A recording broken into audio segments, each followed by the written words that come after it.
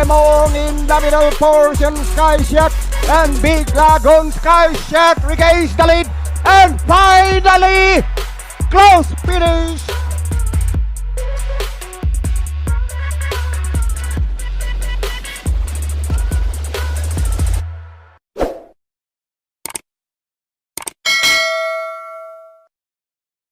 Good day bayang karerista, welcome back sa ating channel dito sa Karera sa Pinas. Muli tayo magbibigay ng ating mga kursunada, tips at analysis para naman sa magaganap na karera ngayong araw naman ng Biyernes, May 29, 2026 dito ba din sa racetrack ng Metro Manila Turf Club sa Malabar, Batangas. Magsisimula ang mga karera ng alas 5:30 ng hapon. Meron tayong 8 karera na paglalabanan sa distansyang 1400 meters. Meron tayong isang set ng winner take all na may carry over amounting to 2,249,136.08. Meron ding isang set ng pick 6, dalawang set ng pick 5, isang set ng pick 4 at syempre nandiyan yung mga paborito nating exotics. Nagyamado tayo kahapon, ang nagpaganda lang ng pick 6 natin kahapon yung pagkakapanalo ng kabayong Royal Salute sa paratingan. Nagbigay pa ng 6,000 yung pick 6, mukhang madaming tumama dun. Ngayon Friday, ang assignment naman natin yung mas malaking carry over sa take all na 2 million ang paglalabanan. Siguradong bubuhos ang gross ngayong Friday, lalo na yung iba, payday na niyan panigurado. Nakapalulit ang lineup natin at may kahirapan, pero gaya kahapon, tingin ko kahit magyamado, maganda pa din ibibigay dito. Kaya lagi yung isama yung mga kursunada nyo, sana may maka one winner sa inyo. Makatulong sana ang ating mga giya, kahapon sa race 8 lang tayo sumablay. Sana ngayong Friday, ma-perfect na natin. Huwag na natin patagalin pa, simulan na natin bayang karerista. Race number 1, start ng ating first set ng pick 5, races 1 to 5, isang Pilracom rating based handicapping system class 4. 42 to 56 split, full gate tayo dito, 14 runners. Ang first choice ko dito, yung numero 13 si Madre Taberna, gagabayan ni Pabs Cabalejo. Last April 29, dito rin sa Metro Turf, nag-vicious run yan, nagtalaya ng 1 minute 15.2 sa 1200 meters. May best time naman yan na 1 minute 27.4 sa 1400 meters. Ito yung presibo yung huling panalo nito. Naiwan na to, inapura na ni Pabs, pero malayo pa nanalo. Inupset niya yung outstanding na si Queen Marchesa. Tingin ko kayang umulit nito. Pangit lang sumalida to kaya nag-vicious nung nakaraan. Pero dito, huli siya ipapasok. Baka maganda yung lundag, hindi mainip. Pwede makadalawang dikit na panalo to. Tingin ko, yan ang pang-primera ko. Ang panigundo ko naman dito yung numero 12 si Black Widow, gagabayan ni CS Pare.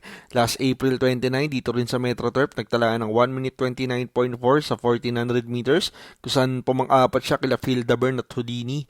May best time naman niya na 1 minute 28.6 sa 1400 meters. Ito, ang lakas ng dating nito nung nakaraan, galing sa likod to.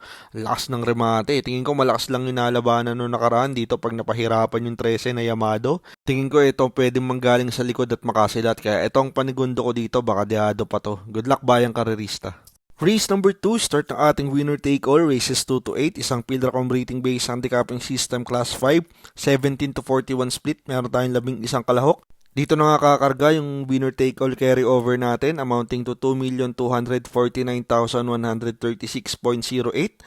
Ang first choice ko dito, yung numero G's na si Laguna de Bay, gagawin ni Angel Ramos. Last May 13, dito rin sa Metro Turf, nagtalaya ng 1 minute 15 sa 1200 meters, kung saan nasegundo siya kay Walop. May best time naman to na 1 minute 29.2 sa 1400 meters. Ito maganda na yung tinakbo nito nung nakaraan, nakalayo lang yung Walop Dito mas humaba yung distansya, marami akong nakikitang matulin, baka ito makinabang pag nagkaroon ng maagang hagaran sa unahan. Kaya ito ang napupusuan kong pamprimera. Ang panigundo ko naman dito yung numero 1 si Shining Thunder, kagabay ni Boji Henson. Last May 15, dito rin sa Metro Turf, nagtalaya ng 1 minute 16.2 sa 1200 meters. Kung saan natersera naman siya kila Tenacity at Saving Sunset. May best time naman yan na 1 minute 29 sa 1400 meters. Ito ganun din, maganda na din yung pinakita last time.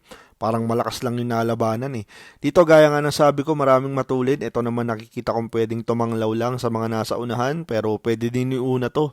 Pahiyang pa sa inete, binigay kay Boji ngayon, baka mas maganda ipakita ngayon. Ito ang panigundo ko, pero start ng winner take all natin, mahirap agad. Magdagdag kayo dito para maka 1 point agad. Good luck bayang karerista.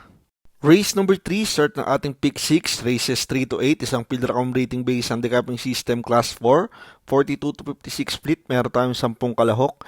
Ito ang first choice ko, yung numero 2 na si Guerrero Warriors, gagabay ni Jeff Zarate. Last May 16, dito rin sa Metro Turf, nagtalaya ng 1 minute 30.4 sa 1400 meters, kung saan pumang 13 kila Shade Green at Sabel. May best time naman yan na 1 minute 26.6 dito sa 1400 meters. Ito mababa na din sa laban to. Ilang beses ko na din tinitip to, tingin ko hindi lang natatapat. Dito tingin ko mas humina na yung laban niya dito. Baka maisabay na agad ni Jeff sa unahan. Baka sakaling ngayon na manalo ulit itong alaga ni Boss Jolo. Ang panigundo ko naman dito yung numero G's na si Ann Lebern, gagabay ni JC De La Cruz.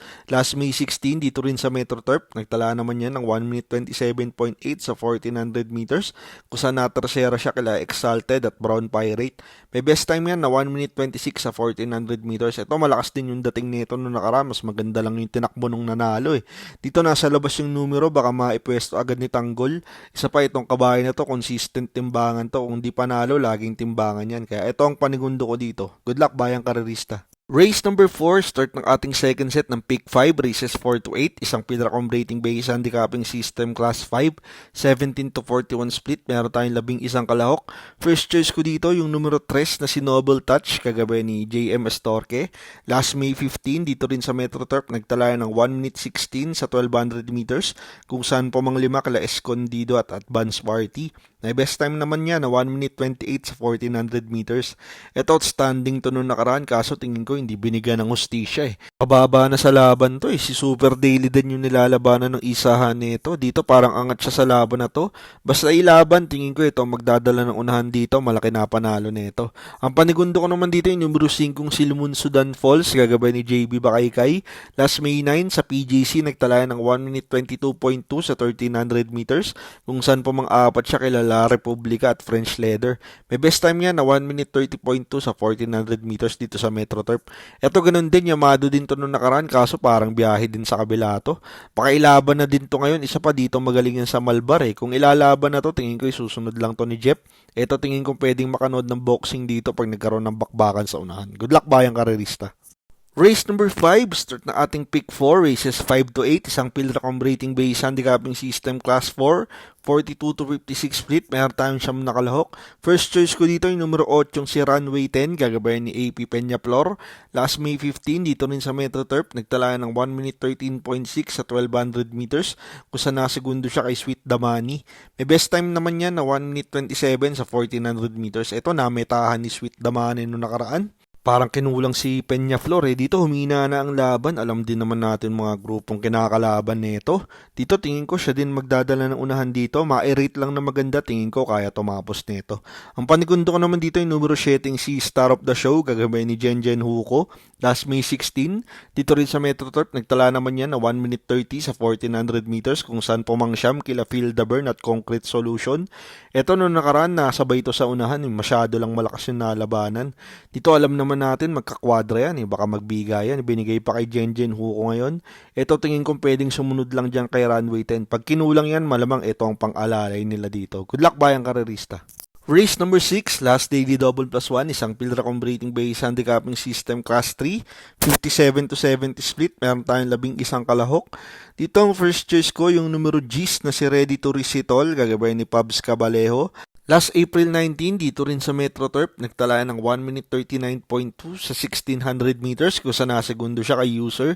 Ito naman na-scratch nung nakaraan sa kabila, sayang di siya nasubukan ng mga veterano. Dito binalik na kay Pabs, parang mas magaling to sa kanya Siya nagpapanalo dito ng mga unang takbo nito. Tingin ko maiksi lang ang karera at may kabigatan ng timbang, pero dyan pa din ako lalagay. Maganda naman yung numero, tingin ko maipepesto agad ni Pabs to.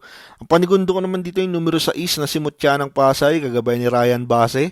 Last May 3, dito rin sa Metro Turf, nagtala ng 1 minute 40.2 sa 1600 meters, kung saan natersera siya kila Anytime Anywhere at Chancelicious. May best time yan na 1 minute 26.4 sa 1400 meters. Ito nag-umento na din yung takbo nito ng mga nakaraan Last run niya, yamado siya, kaso nahirapan tumakasabay dun sa dalawang matulin. Kaya tingin ko nahirapan na humabol Dito ang kopang distansya sa kanya. Pwedeng iuna, pwede ding isunod to. Ito ang tingin ko mahigpit ng makakalaban ng Ready to Recitol. Good luck, bayang karerista. Race number 7, penultimate race, last daily double for the day, isang Pilracom rating based handicapping system class 4, 42 to 56 split. Meron tayong 11 kalahok. First choice ko dito, numero 5 si Little Charmer, gagabay ni JB Hernandez. Last May 16, dito rin sa Metro Turf, nagtala ng 1 minute 26.8 sa 1400 meters, kung saan pa mang apat kila River Rose at Tapsar. Ito maganda ni tinakbo nung nakaraan nung binigay kay Uno, parang tinuturuan ng Romemate. Nagmamature na yung kabayo, parang mas gumaan yung laban niya dito. Lagi naman palaban tong mga kabayo ni Boss Hans and Madam LABD, kaya ito ang first choice ko. Ang panigundo ko dito yung numero 7 si Batang Cabrera, gagabay ni Apoy Asuncion. Last May 16, dito rin sa Metro Turf, nagtala ng 1 minute 26.8 sa 1400 meters, kung saan natersera naman siya kila Shade Green at Sabel. Ito labas to nung nakaraan, ito yung pilit humahabol kay Shade Green, kaso nakasolo area yun eh. Dito kung labas pa din, baka dito na manalo to. Baka mag-adjust yung connections nito. Isa pa, wala akong nakikitang ganung katulin. Baka isa na to sa mga nasa unahan. Baka sakaling ngayon na manalo to, pero magulong karera to. Magdagdag kayo dito. Good luck bayang karerista. Race number 8, last race for the day, isang Pillarcom rating based handicapping system class 4. 42 to 56 split, full gate ulit tayo, 14 runners. Ang first choice ko dito, yung numero 12 si California King, gagabay ni Pabs Cabalejo. Last May 1, dito rin sa Metro Turf, nagtala ng 1 minute 29 sa 1400 meters, kung saan natersera siya kila Brown Pirate at Sweet Damani. May best time naman niya na 1 minute 28 sa 1400 meters. Ito, ang lakas nung dating nito nung last run niya. Malakas lang yung kalaban nito. Dito maganda yung numero, nasa labas. Baka makasalida ng maganda agad to, makarimate na ng maganda. Nagamayin na din ni Pubs tong mga kabayong puti ni Boss Mike. Kahapon si Isla Puting Bato. Ngayon baka ito naman ang maipanalo nila. Ito ang pangprimera ko. Ang panigundo ko naman dito yung numero G's na si 2 de Junio, gagabay ni Jen Hugo. Last May 2, dito rin sa Metro Turf, nagtala ng 1 minute 28.8 sa 1400 meters. Ito magaling yung huling panalo nito, sinunod lang ni Jen. Tapos pagdating ng rekta, kumuha, sabay layo eh. Baka mag-umento pa to yung kabayo na to. Isa pa, madaming entries yung Calixto Stables. Baka parating nila to, lalo na pag naglabas na sila sa mga unang races. Isa pa, magdo-2 de Junio na din, baka manalo pa ulit to. Pero last race, paratingan, lagi nating paalala, magdagdag kayo dito para pag namumuro na kayo, mas malaki na ang tsansang manalo ng mga parating nyo dito sa huling karera. Kaya sa amin yung mga dihadong kursonada nyo, baka yan ang magpa-one winner sa inyo. Good luck bayang karerista. At yan ang ating mga kursonada, tips at analysis para naman sa magaganap na karera ngayong araw naman ng Biyernes, May 29, 2026, dito pa din sa karera ng Metro Manila Turf Club sa Malabar, Batangas. Lagi nating paalala, ito'y sariling aral at kursonada lamang pagdating sa tayaan, kayo pa din ang masusunod. Maraming salamat sa inyong patuloy na pagsuporta dito sa karera sa Pinas. Makatulong sana ang ating mga giya at kursonada, magsitama sana tayong lahat. Happy racing at good luck bayang karerista.